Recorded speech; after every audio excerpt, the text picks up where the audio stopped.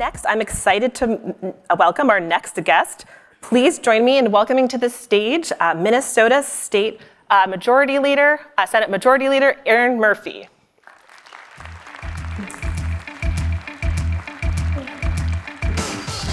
Good morning, Leader Murphy. Good morning. Thank you. Good morning. So, we have a lot to talk about and a lot of news and some very serious and somber news, but here at Axios, we're always focused on what matters, why it matters, and we know one thing that really matters is family.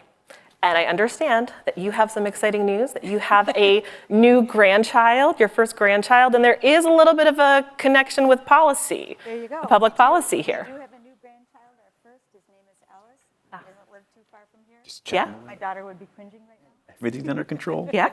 Yeah, and paid family medical leave is launching in the state of Minnesota, and my daughter and his son are able to take advantage of that. And as a result, they will be home until the end of March, caring for their new baby, which is much different than what I experienced when my husband went back to work after just 3 days because he was self-employed. So, a number of months is much better than 3 days for parenting. All right, well, I'm glad you're getting some newborn snuggles in when you're not dealing with the political struggles out there. So we'll start with the news of the day, as Mike and Speaker Demuth did. Yesterday you called this shooting by ICE a predictable outcome, following what you described as a weak president sending ICE agents to Minnesota to sow chaos without regard for human life. And you called on ICE to leave. What's your message to Minnesotans this morning, 24 hours later? And what's your reaction to hearing Speaker Demuth talk about the need to de-escalate rhetoric around ICE? I really appreciate the question. I witnessed and gave a lot of consideration to what we experienced yesterday in Minnesota. I did go to a vigil and ended my evening last night in a church with Minnesotans, which was the right place for me, given what we've experienced. I am a registered nurse.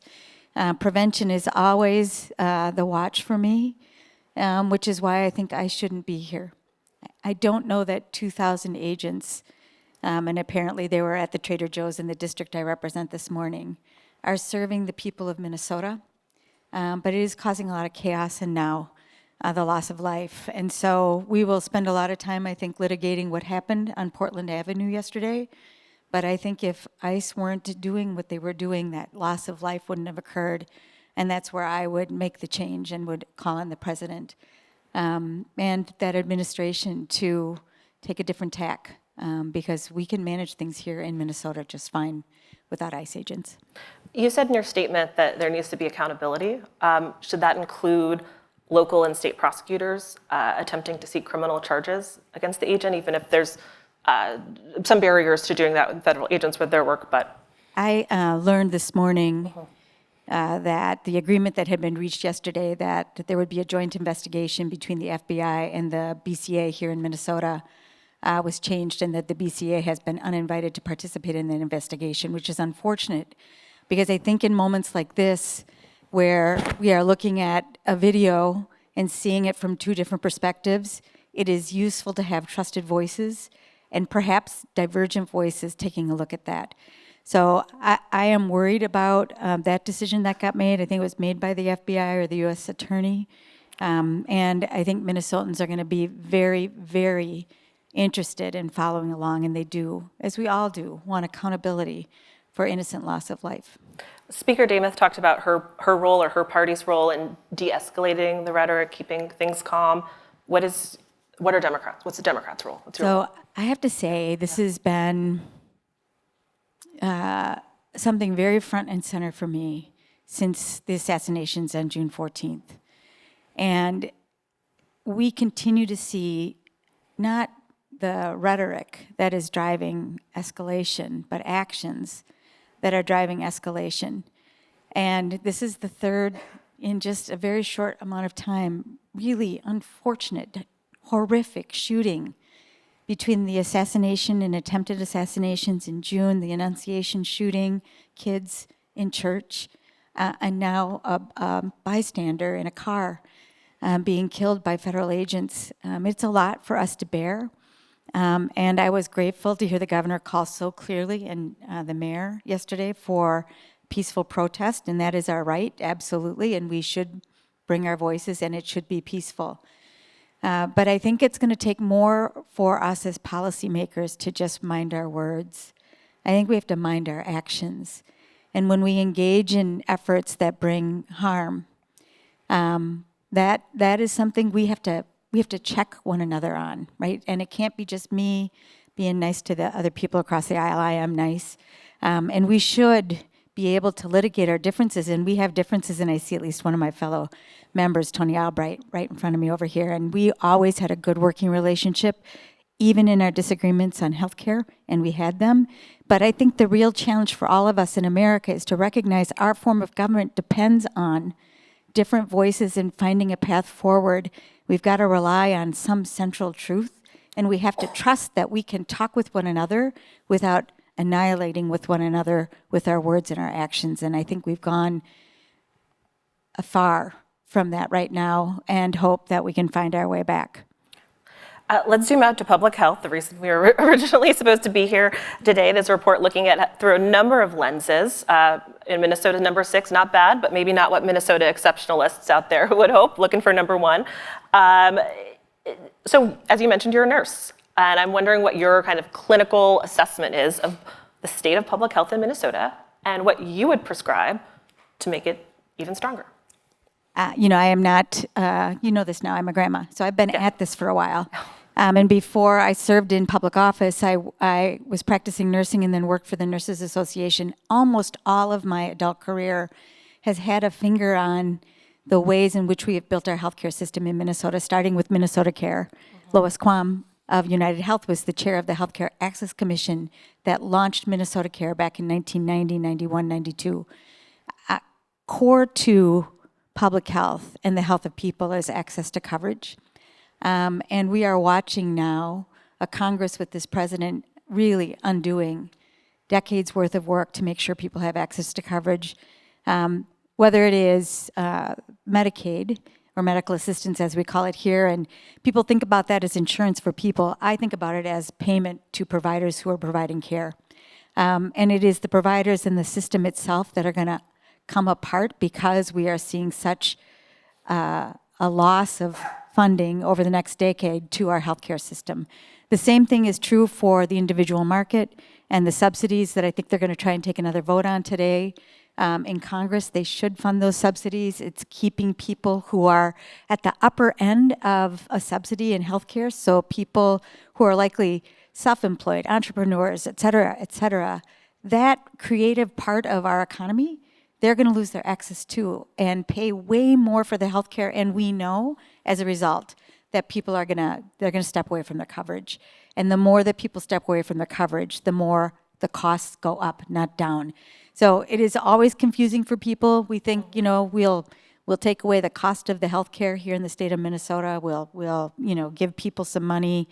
I think they're talking about money into health savings accounts. If you're diagnosed with cancer, a chunk of money in your health savings account is not going to be the answer. I ran for office because I took care of my mom at the end of her life. She had a really awful cancer. We had to fight, of course, like so many people do with the insurance company, because they wanted to deny her care because she was dying, and she was. And gratefully, we had a provider who said, yeah, we'll fight with you, and we got her what she needed. But it really made me angry. And I think we're going to have more, not less, people dealing with that. And the foundation for a healthy population. And we'll talk about primary care, and we should invest in primary care, and we should talk about a food pyramid that serves people and vaccines. All those public health interventions are really critical, and they're all being tugged at right now. But we're not going to have a healthy population if you can't get to your healthcare provider, your primary care provider, a specialty if you're sick, and a hospital when you need it. I want to talk about the primary care because that was one of Minnesota's areas of improvement, but when you mentioned accessibility, affordability, some of the changes coming out of Washington, this is something your caucus has been talking about this whole year. You have a hearing just later today on this topic on federal impacts, but what is the state legislature going to do? What can and will your caucus do to improve healthcare costs for the individuals? And we know this is also a big issue that is driving the state's structural deficit, the projected increases in healthcare costs, largely primary care and people being sick and doctor's appointments on the Medicaid front. So tell us what we can expect to hear from you on what policy you can actually do this year. I have always been a participant in and a believer in the innovation that comes out of the good minds of the people of Minnesota, and I believe it because I've seen generations of it occur. I don't know that we have faced as difficult a challenge as we face right now because of actions that were taken in Washington. I'm worried about that. And, if I had a magic wand, which I don't, but I have a platform, I would tell Congress to go back and undo the harm that they are doing to the people of Minnesota. They should fix what they have done when it comes to Medicaid and those subsidies. They should. Without that, I will predict, you'll see it in the out years, a growing deficit in healthcare, and healthcare costs are going to go up. And we're going to have to figure out with less funding, because a lot of the tax dollars that we pay to the federal government, and we are a net contributor to the federal government, those dollars come back to us in things like medical assistance, in a variety of ways that support our healthcare system. They're going into the pockets of the wealthy now. So we're going to have fewer dollars and a big job to do. So I say yes to our creativity, yes to finding a way, but it's a real challenge for us. And for those of you here who are healthcare wonks or reformers, we're going to need your help. I have a lot of experience, but I alone and the legislature alone is not going to solve this problem. It is a Minnesota problem. We're seeing the phrase, especially in Greater Minnesota, which was interesting to hear the speaker talk about Greater Minnesota, because they're the ones, I think, who are seeing a lack of access most acutely right now. We have a really, really big job in front of us. We're going to need everyone's help. And you've been a supporter of the public option, but you told reporters in November that's not something you don't see that as feasible right now, everything from the political dynamics and federal approval at this time. Bigger architectural changes. We'll need bigger changes than that. Let's talk a little bit about fraud, which, as Mike noted, does have a nexus to public health in terms of the types of programs that have been targeted. You heard Speaker Demuth talk about the childcare, the viral video. You muttered under your breath, banana pants, as they were talking about the video. Tell me why you said that. I watched that video. I watched what happened. I was shocked by it. Going back to, again, the experience that we had in June, and the virility of things like that. So we had a young person with a camera going to the doors of child care centers and demanding, where are the children here? As a result of that, child care centers locked down. So we got little kids, infants and toddlers in lockdown child care centers with police outside. Parents are likely losing their funding, working parents, so they're going to have to choose between their jobs. Child care is already really scarce. Choose their job versus their kids. They're going to have to figure that out.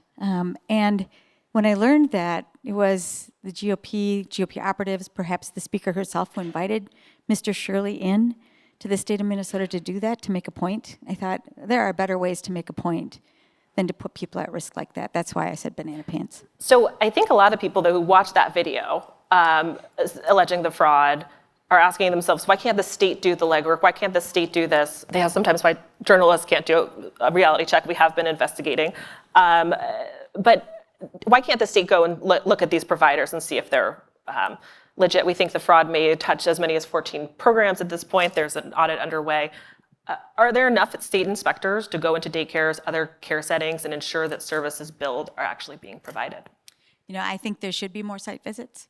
I think that's something that this administration is now pursuing and putting into place. But I think it's also important to say this, right? When we think about government, one of the ongoing pressures is, what is the size of the government? Should we spend more money? The Democrats were in charge. We've been in charge for the last 3 years in the Minnesota Senate, and we're going to get accused of spending too much money.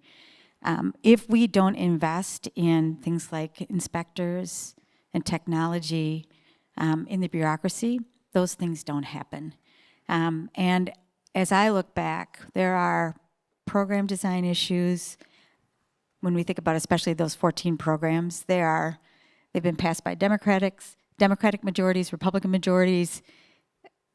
There are some design issues there that we should take care of as a legislature. The Senate majority has done a number of things over the last 3 years. I always like to say, if you Google Senate DFL and fraud, you will see a long list of things that we have already done to strengthen and reform to make sure that we are preventing fraud. We have more of that to do.